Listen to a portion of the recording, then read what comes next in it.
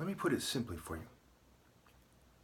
Martin Luther King and Shakka Zulu, okay, one in America, one in South Africa, are related to the greater Igbo genome, okay, of the royal family that went the most moral path of any group in the world because they use focused moral intensity when breeding. Generational righteousness, the generational spirit.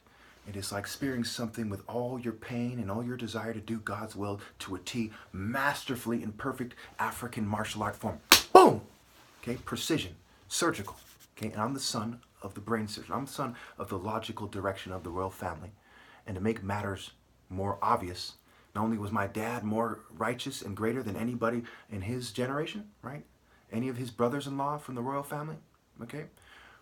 But you know, I am the top martial artist and nobody in history has ever done what I have done. Okay, I set the world record in striking in a way that no one can ever beat when distance is considered. And no one will ever be able to meet the burden of proof in beating because of technology and their despicable, very overt desire to cheat me and everyone like me out of their rightful places with sabotage and subtle technology.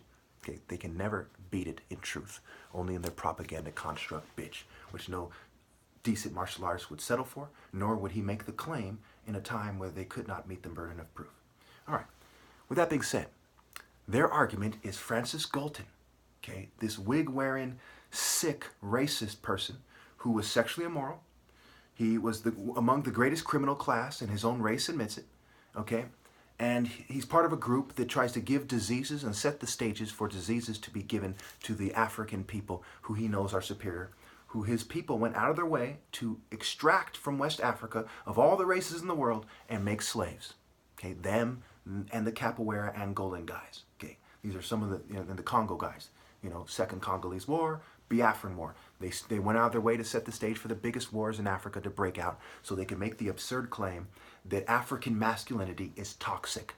Okay, and use the left to subtly downplay it and make it seem like it's aimed at white people when it's aimed dab smack at black people who have been disproportionately targeted by mental health more than any group in the world and eugenics historically. That's what it goes, right? Either you see that Martin Luther King and Shakka, you know, the commonality there, you know, the Igbo royalty who is more spiritual than Martin Luther King and greater warrior than Shakka Zulu is the ideal man, and he's been forged with generational righteousness, or you side with Western hypocrisy and suck a Francis Galton dick, wear pink bunny slippers, a fanny pack, a thong, and a fucking tutu, okay? It's that simple. You are fucking insane if you think it's not. Do they control propaganda, or do the Igbos?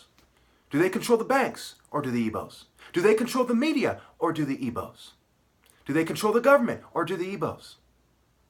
Did they colonize the world, or did the Igbos? Did they wipe out the Native Americans, or did the Igbos? Did they enslave the black man, or did the Igbos? Okay, in this particularly repugnant Western way. Okay, and of the Igbos, there's one group of people that was always morally upright, no matter how many slaves were being sold, and that is the family of this cult center, Aguilera. Okay, Aries call center. Horus, son of Ra's true call center is Aguilera. Long ago, it was Neckin. There was all these magic card bitches. The entire known world came together to cheat them. They migrated to the heart of Africa saying, fuck you bitches with no heart. I'm returning to the heart. The leopard roams sub-Saharan Africa. It is that simple. If you don't see it that way, you are a stupid Francis Galton fan piece of shit that God hates. So help me.